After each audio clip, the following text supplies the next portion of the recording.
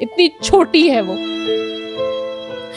Court के 4-4 floor चढ़ी है वो, खाता पीता इसका बाप है और अपने बाप से वो क्या मांग रही है मुझे बताएं? अपना इलाज की, अपनी बेसिक एजुकेशन के पैसे मांग रही है। मेरी जिंदगी तो इसने खानी थी, ये खा गया है मेरी जिंदगी को। कम से कम अपनी बच्ची को तो देखे। ये होम सेक्रेटरी पंजाब है, इसने मुझे बर्बाद किया है, मैं अपनी बेटी की जिंदगी बर्बाद नहीं होने दूंगी। मेरे शौहर जो हैं वो सेक्रेटरी दाखिला हैं इस वक्त, नूरुल अमीन मैंगल उनका नाम है।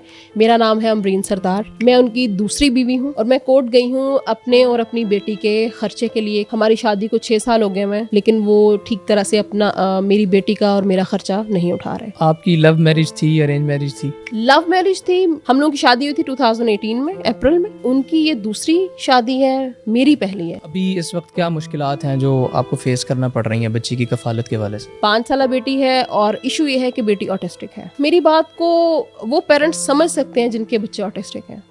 ऑटिज्म में 3 तरह की थेरेपीज होती हैं। महीने का 70-80 हज़ार का खर्चा है जो कि मैं अफोर्ड नहीं करती, मैं इसका बाप अफोर्ड करता है। होम सेक्रेटरी पंजाब है, वो 21वें ग्रेड का ऑफिसर है। उसके 3 बेटे एचएसएन कॉलेज में पढ़ रहे हैं और एचएसएन कॉलेज में कोई आम बंदा नहीं पढ़ा सकता अपने बच्चों को। 3-4 लाख का खर्चा है एक बच्चे का। तो अगर बाकी बच्चे इतने लेविश लाइफस्टाइल है उनका और सब चीजें हैं, तो ये बच्ची उसकी नहीं है। मुझे बहुत सारे लोगों ने ये कहा खैराती इदारे जो है वो ऑटिज्म की थेरेपीज फ्री में करा रहे हैं, अब वहां से करा लें। आप लोग एक काम करें, आप लोग मुझे इसके बाप का डेथ सर्टिफिकेट ला दें।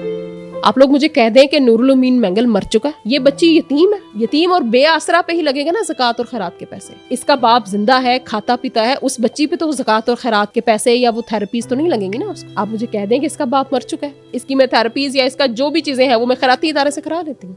मेरी बच्ची कोर्ट में 4-4 फ्लोर की सीढ़ियां चढ़ के, आप बताएं, ऑटिस्टिक बच्चा है, इतनी छोटी है वो, कोर्ट के 4-4 फ्लोर चढ़ी है वो, खाता पीता इसका बाप है और अपने बाप से वो क्या मांग रही है मुझे बताएं? खर्चा मांग रही है उसका, अपना इलाज की, अपनी बेसिक एजुकेशन के पैसे मांग रही है। इतनी शर्म हया नहीं है उस इंसान में कि अपने बाकी 3 बेटों को वो एचएसएन कॉलेज में पढ़ा सकता है और इस बच्ची पे, इसके इलाज पे वो खर्च नहीं कर रहा, इसकी एजुकेशन पे वो इंसान खर्च नहीं कर रहा।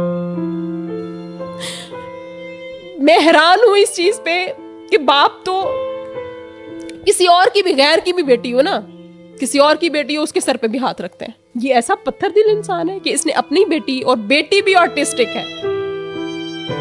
अब मुझे बताएं, मैं इसकी थेरेपीज नहीं कराती हूँ, ये बच्ची थेरेपीज नहीं होगी इसकी, ये नॉर्मल लाइफ में नहीं जा सकती आगे, ये लाइफ में इंडिपेंडेंट नहीं होगी। आगे इसकी लाइफ किस तरह की होगी अगर ये इस चीज पे, इसका इलाज नहीं हुआ, इस पे अगर काम नहीं हुआ अगले 4-5-6 सालों के दौरान।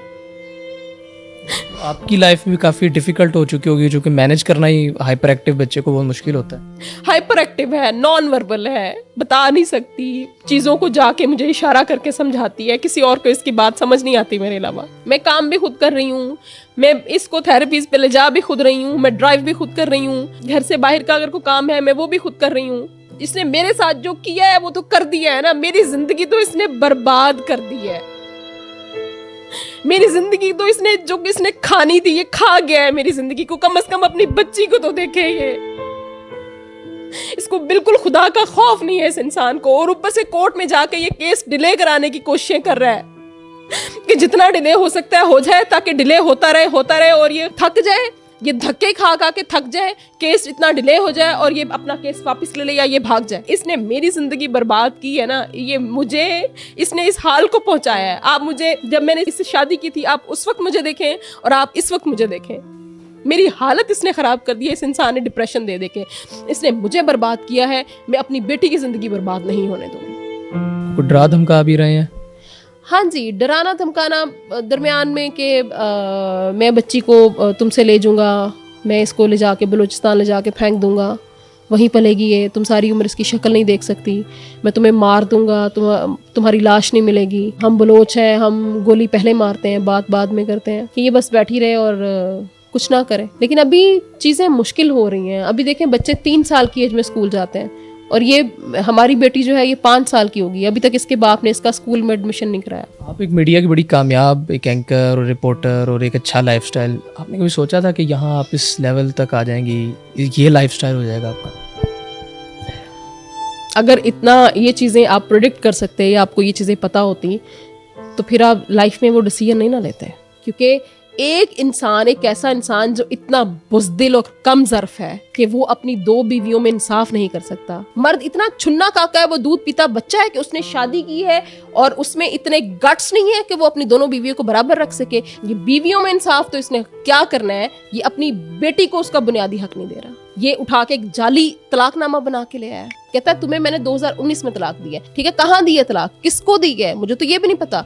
तो कहते हैं जी वो नोशकी की यूनियन काउंसिल में है, जो मेरे गांव की, वो कोयटा से आगे बलूचिस्तान में जाके। मैंने इनसे कहा कि मुझे उसकी कोई पिक्चर, कोई चीज भेजें आप। तो जवाब था गेट इट योरसेल्फ। मुझे कह रहा है 2019 में तलाक दी है, अदालत में कह रहा है 2020 में तलाक दी है, मुझे रोमांटिक किस्म के मैसेजेस भेज रहा है 2022-23 में, और ये घर आ रहा है। ये किस हैसियत से घर आ रहा था, ये किस हैसियत से वो मैसेजेस मुझे कर रहा था। ये सारी चीजें कोर्ट में, जो सच है वो सामने आएगा और इसका जो झूठ है वो कोर्ट में जाके खुलेगा। जिस लेवल पे इसके बाकी बच्चे जो एजुकेशन है, जो जिंदगी की सहूलियात उनको मिल रही हैं, वही इस बच्ची का हक है। क्योंकि जहां वो बच्चे नूरुल अमीन मैंगल के बच्चे हैं, वहां ये बच्ची भी नूरुल अमीन मैंगल की बेटी है। अल्लाह ताला बेटी के नसीब अच्छे करे, आपके लिए आसानियों के मामलात करे, इंसाफ हो आपके साथ।